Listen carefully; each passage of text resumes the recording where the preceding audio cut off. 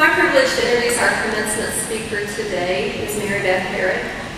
Maribeth is the Senior Vice President, Operational Risk, Legacy Asset Services for Bank of America. In that role, she has responsibility for risk oversight and liquidation services.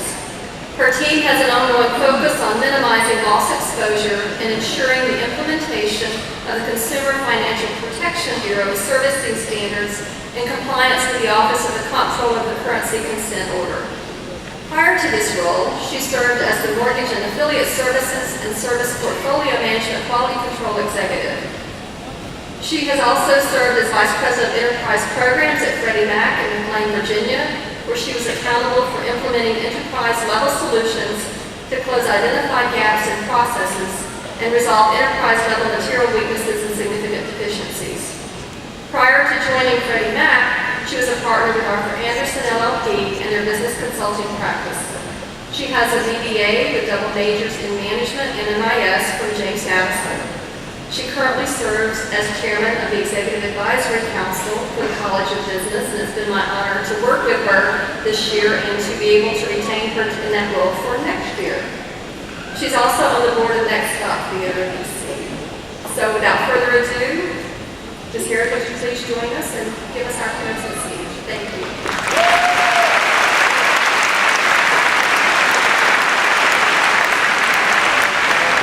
So first and foremost, I really want to have you all aspire to have this position. From this vantage point, you guys look awesome. Seriously. The sea of purple, it's really incredible. I'm truly honored to be here today with President Alger, Dean Gowan, this amazing faculty, family, friends, and the outstanding class of 2014 who are our newest JMU alumni. Today you are graduating from one of the top business schools in the country. In the past 20 years, JMU's College of Business has moved up from the top 100 to most recently ranked in the top 20 public business schools in the country.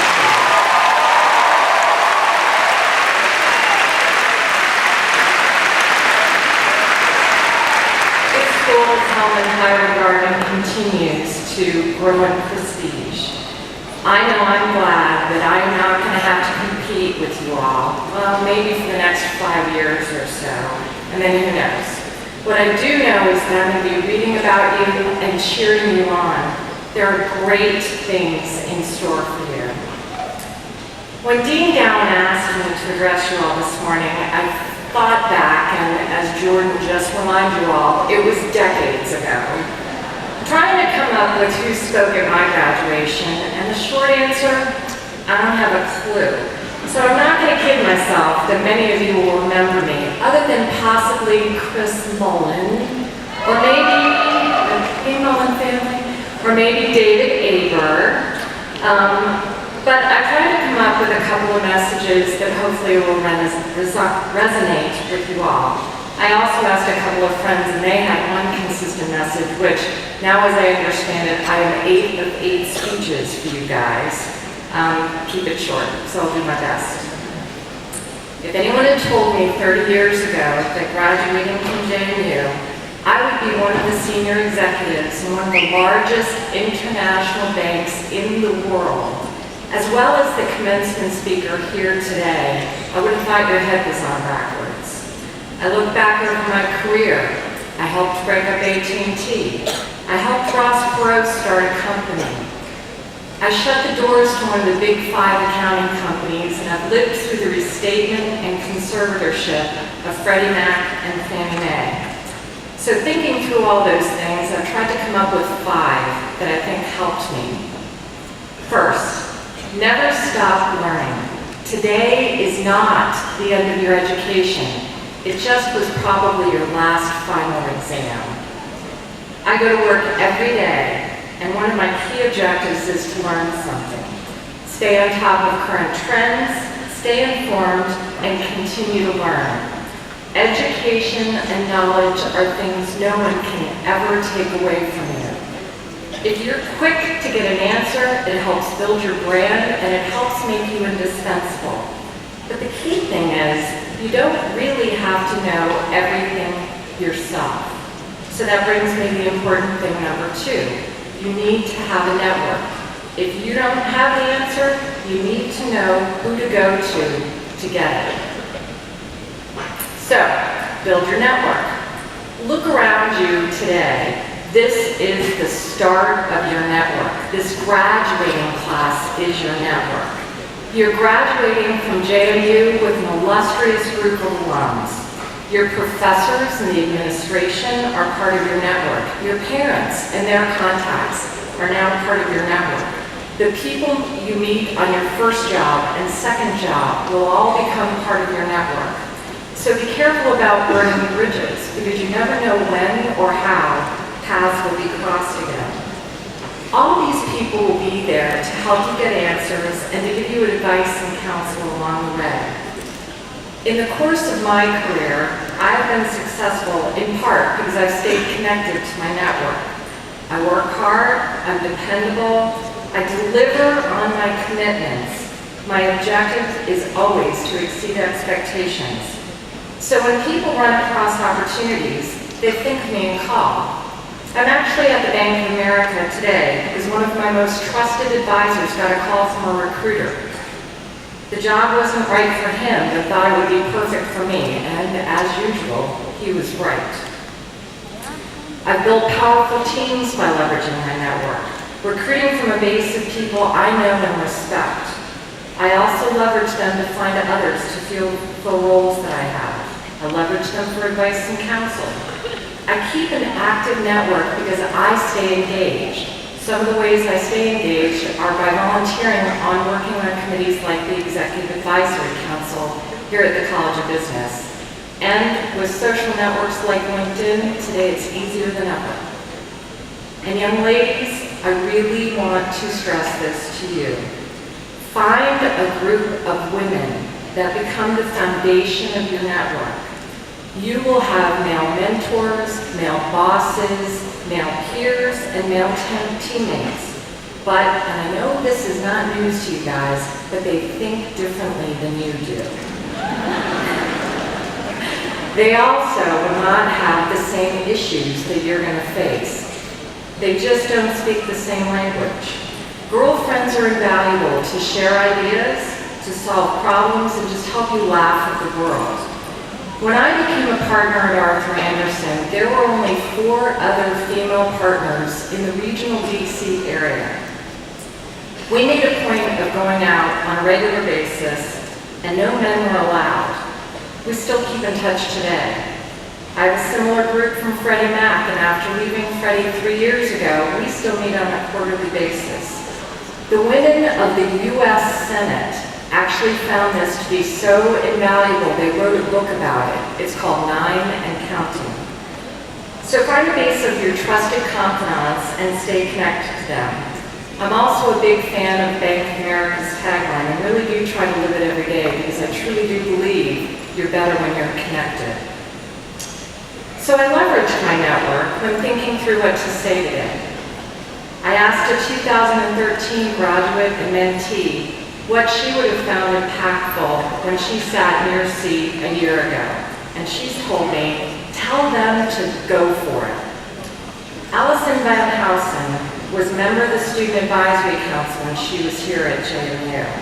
She is a smart, ambitious, and outgoing young lady. Allison worked for an Apple store one summer and was so impressed with the company that she set as her goal to work for them. She was talking to one of my peers and explaining this to him, and he said, well, what are you going to do about it? And that totally spurred her into action.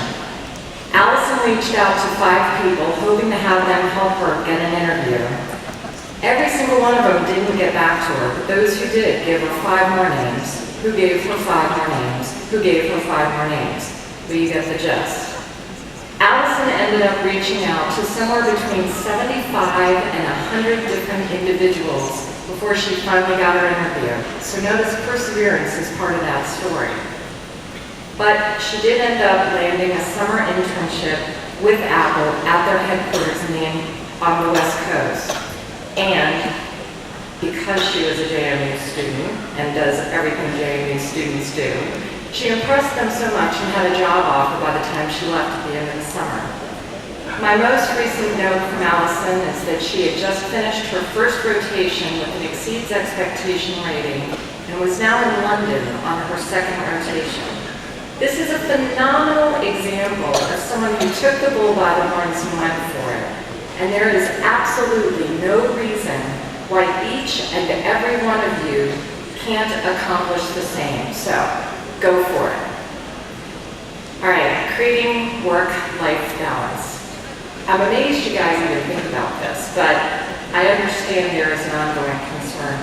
And frankly, there is really no easy answer. How do you manage having a challenging, committed career and still have time for a relationship, a family, and gosh forbid, actually a moment or two for yourself?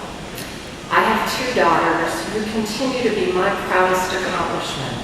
And there was a period of 5 to 6 years when they were still pretty little that we operated as a family of 3 women, adding my most wonderful and loving husband.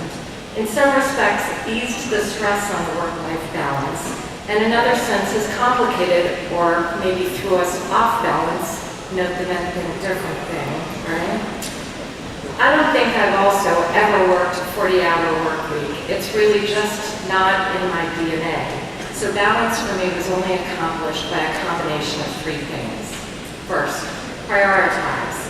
Ensure you are spending your time on things that really matter and distribute your time where it is most needed. Second, delegate and outsource. Define those things that are of lower priority and outsource them. Ensure you have help, but make sure it's the right help. People really actually want to help you. One of the hardest lessons I learned when I became a single mom is that I couldn't do everything by myself. But as it turns out, I was the only one who thought I needed to. And then finally, be totally in the moment. Make the time together. Give your undivided attention. So for example, when you go to dinner, turn your phone off. When you have a conversation, actually look each other in the eye, not like this. And read to your kids. Make sure that they're loved and that you love them. Last, but certainly not least, be grateful. I'm sure you all learned at a very early age to say thank you.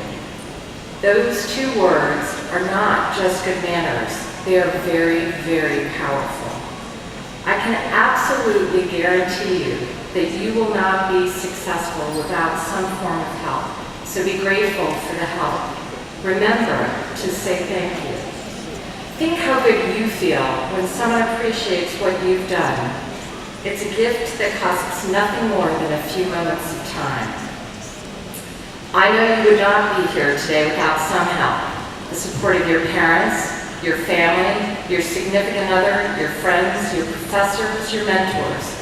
They are here today to bask in the glory of your accomplishment. Today is your day.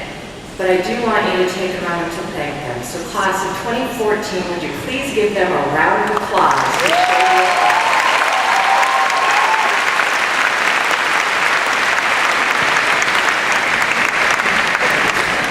I will leave you with one final thought that was passed to me by my very wise Uncle Tex Dutile, who was a law professor at the University of Notre Dame. During the last 4 years, you have had impressed upon you the importance to your career of dedication and hard work. I hope that in making that point, you have not neglected another. As crucial as it is for you to be a competent and dedicated employee, you are a human being first, a husband or wife first, a mother or father first, a son or daughter first, a friend first.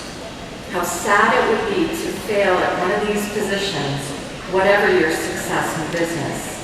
Take the time, energy, and care, however busy your professional schedule, to nurture these personal relationships. At the end of your life, you will not regret missing that one last meeting, but you may regret not having spent more time with a husband or wife, a son or daughter, a parent, or a friend. In the end, work cannot compare to their companionship and love. So as you leave James Madison University today, take with you my sincere congratulations and best wishes. And always, go Dukes.